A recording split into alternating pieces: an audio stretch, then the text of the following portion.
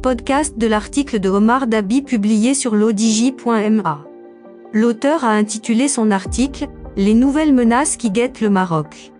Depuis la Coupe du Monde, le Maroc fait face à de multiples agressions sur le plan international. Il commence son article ainsi.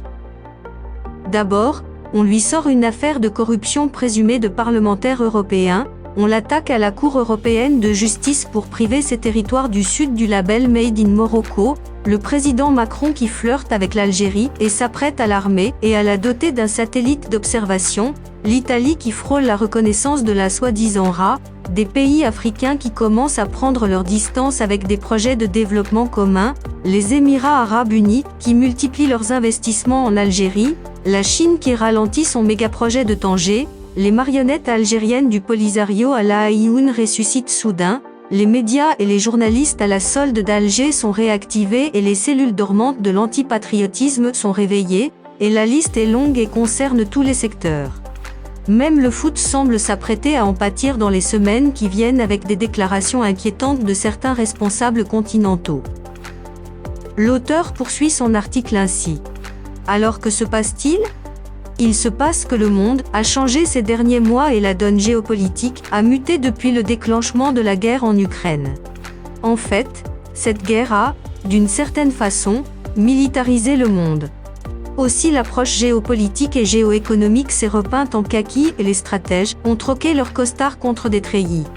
En quelques points, la nouvelle donne est la suivante. Washington veut affaiblir l'Europe en projetant d'avoir la main mise sur les deux choses les plus importantes pour la survie du vieux continent dans les décennies qui suivront, les phosphates et l'agriculture en Afrique, d'un côté, et en noyant les pays européens dans un conflit armé de longue durée. Quiconque monopolisera les engrais et l'agroalimentaire régnera sur le monde dans les années à venir. Aujourd'hui, c'est la devise de tous les stratèges des grandes puissances. La France ayant compris, un peu tardivement, les visées américaines, tente par tous les moyens de récupérer son influence sur le continent africain et préserver ses intérêts voire même les développer et comme elle ne sait le faire que dans la violence, le seul partenaire qui peut faire le sale boulot et ne pas hésiter à saigner ses frères africains est bien évidemment le régime militaire algérien. Paris veut provoquer une tension militaire dans la région et Alger joue son jeu. La vision du roi Mohamed VI pour le développement de l'Afrique notamment, la région de la communauté économique des États de l'Afrique de l'Ouest, peut être résumée en trois axes complémentaires, l'accès à l'énergie via le gazoduc Nigeria-Maroc et les énergies renouvelables, le développement agricole grâce aux engrais à partir des hauts phosphates marocaines, et finalement le développement des infrastructures notamment routières, et un mégaport à Dakhla, qui permettrait à la région de devenir un havre de stabilité et de richesse. Cette vision a transformé la région de l'Afrique occidentale en objet de toutes les convoitises.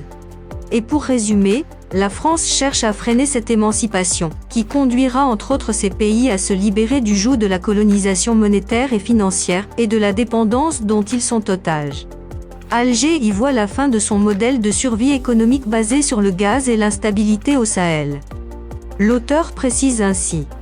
Les Émirats arabes unis, de leur côté, ont du mal à digérer le fait que le Maroc leur refuse toute influence sur ses orientations stratégiques. Mais Abu Dhabi cherche aussi à pousser le Maroc à lui ouvrir la voie vers une mainmise sur l'économie de la région de l'Afrique occidentale. Et pour être plus précis et le dire plus clair, les Émirats sont conscients que sans extension géographique de leur modèle économique, ils sont condamnés à se faire doubler par une Arabie saoudite qui avance à pas de géant vers une économie forte, moderne et une ouverture sur le monde, qui éclipsera le reste des pays du Golfe et l'érigera en nouvelle puissance économique. C'est pour cela qu'Abu Dhabi cherche à prendre le port de Dakhla pour qu'il devienne un nouveau hub de l'agroalimentaire au niveau mondial.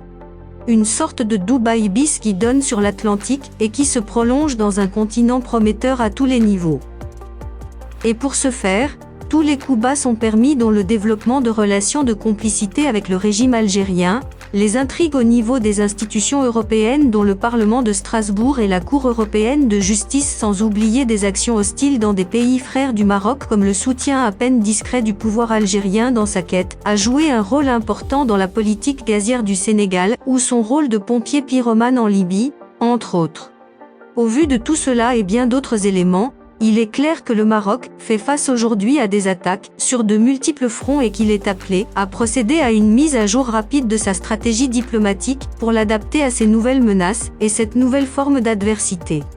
Le développement de l'axe Rabat-Madrid est un excellent début. Le rapprochement, bien qu'il soit encore timide, avec la Grande-Bretagne est très important. L'auteur conclut son article ainsi. Mais il est temps d'accélérer le rythme et de changer de dogme diplomatique sans pour autant perdre de vue les valeurs humaines sur lesquelles repose la politique étrangère marocaine. Rédigé par Omar Dabi et lu par l'intelligence artificielle de l'ODJ Media.